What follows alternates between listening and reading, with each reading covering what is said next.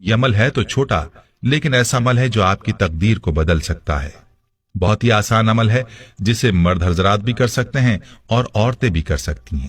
یہ عمل کیا ہے اور اس کی طاقت کیا ہے، اس حوالے سے آپ کو نبی کریم صلی اللہ علیہ وسلم کے دور کا ایک واقعہ سناتا ہوں۔ پیارے بھائیوں اور میری بہنوں، آپ نے اس ویڈیو کو بغیر اسکپ کیے دیکھنا ہے تاکہ آپ اس عمل کو اچھی طرح سے سمجھ سکیں۔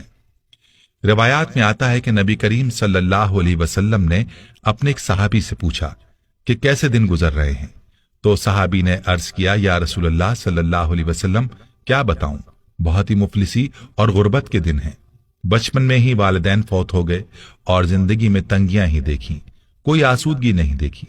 نبی کریم صلی اللہ علیہ وسلم اپنے صحابی سے باتیں کر رہے تھے کہ حضرت جبریل علیہ السلام تشریف لائے اور آپ صلی اللہ علیہ وسلم کو یہ اطلاع دی کہ جس صحابی کے ساتھ آپ بات کر رہے ہیں اس کی زندگی کل ظہر تک ہے۔ نبی کریم صلی اللہ علیہ وسلم کی آنکھوں میں آنسو آ گئے۔ فرمایا، اے میرے صحابی، تیری سب سے بڑی خواہش کیا ہے؟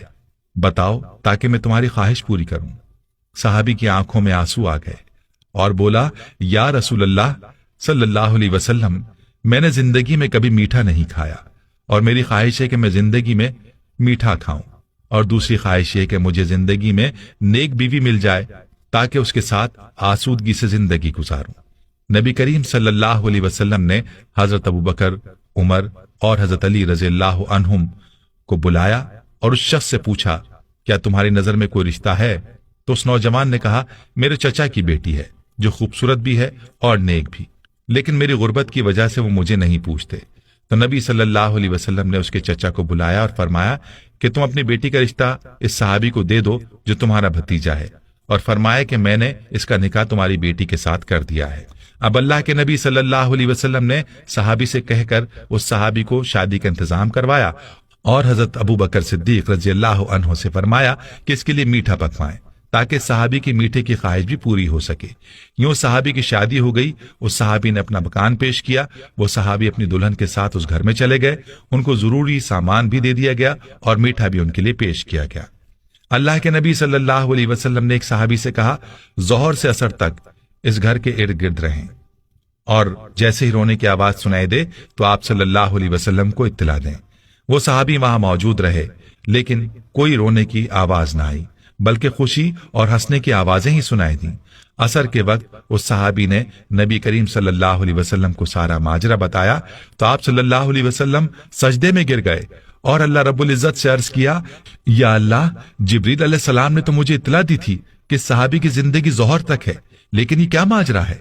تو غیب سے آواز آئی، اے میرے حبیب، تقدیر میں یہی تھا کہ اس کی زندگی ظہر کے وقت تک تھی، لیکن جب آپ نے اس کی شادی کی اور اس کی خواہش پوری کرنے کے لیے اس کے لیے میٹھا بھی بھیجا تو رات کو یہ صحابی کھانا کھانے کے لیے اپنی بیوی کے ساتھ بیٹھا، ابھی کھانا کھایا ہی نہیں تھا کہ دروازے پر فقیر نے آواز لگائی کہ میں بھوکا ہوں، اللہ کے نام پر کچھ دے دو۔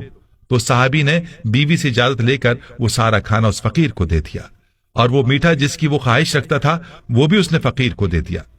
جب فقیر کو اس نے کھانا دیا تو فقیر نے دعا دی کہ اللہ تمہاری جوڑی سلامت رکھے اور تمہیں زندگی میں خوشیاں عطا کرے۔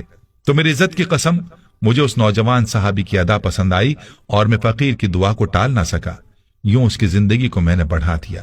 تقدیر کا لکھا یہی تھا کہ اس نے ظہر کے وقت مر جانا تھا، لیکن صدقے نے اس کی جان بچا لی۔ پیارے بھائیوں اور میری بہنوں، یاد رہے کہ صدقے میں اور دعا میں اللہ نے بڑی طاقت رکھی ہے۔ یہ دعا ہی ہے جو تقدیر کو بھی بدل دیتی ہے، اور صدقے میں بھی یہ طاقت ہے کہ وہ آفات اور آنے والی بلاؤں کو دور کر دیتا ہے۔ تو میرے بھائیوں، آج کا جو عمل ہے وہ صدقہ ہے۔ آپ نے اپنے مسائل کے حل کے لیے صدقہ کرنا ہے، اپنی پریشانیوں کو صدقے سے دور کرنا ہے، اور صدقہ بھی ایسا ہو جو کہ ضرورت مندوں کی ضرورت کو پورا کرے۔